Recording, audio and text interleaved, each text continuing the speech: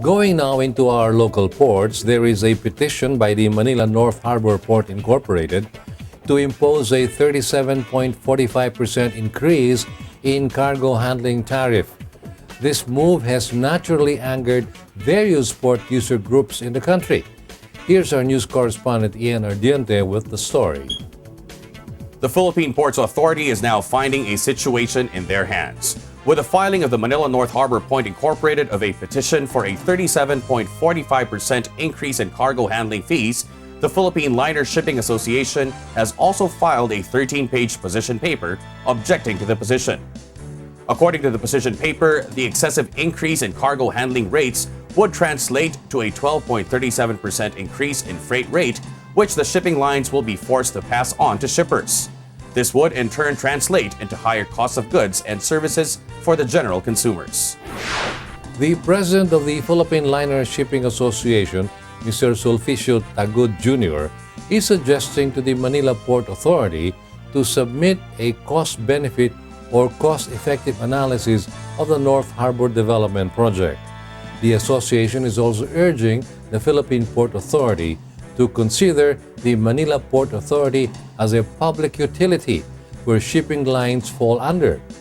All shipping lines docking at North Harbour have no other option than to avail of the services of the Manila North Harbour Port. As such, observers believe that government intervention is much needed here. More from our news correspondent. The Philippine Liner Shipping Association is asking the national government to regulate the return on investments and profits of the Manila North Harbour ports. The association is also pointing out to the Philippine Ports Authority in their position paper that unnecessary costs are not included in the computation because ultimately the public will pay for the inefficiencies of the operator. Meanwhile, the president of the Philippine Exporters Confederation, or PhilExport, Mr. Sergio Ortiz Luis, said that the petitioned increase is unjust and unwarranted.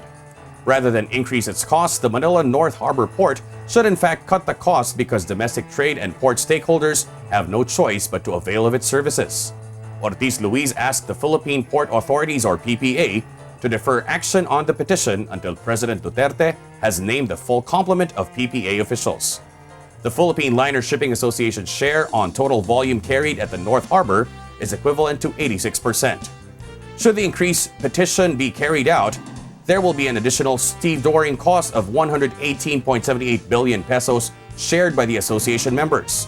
With a perceived monopoly status being enjoyed by the Manila North Harbour Point, it is unfair to burden the stakeholders in the North Harbour with additional fees, according to the association's executive director, Rona Gatdula. According to data gathered by the association, Manila North Harbour Point's total comprehensive income for 2012 was 177.9 million pesos. For 2013, 305.7 million pesos. And for 2014, 332.6 million pesos. The fees that will be affected, according to the petition, are stevedoring, wharfage, and storage, among others. The Philippines Inter-Island Shipping Association joins PhilExport in calling on the Philippine Port Authorities to defer action on the petition.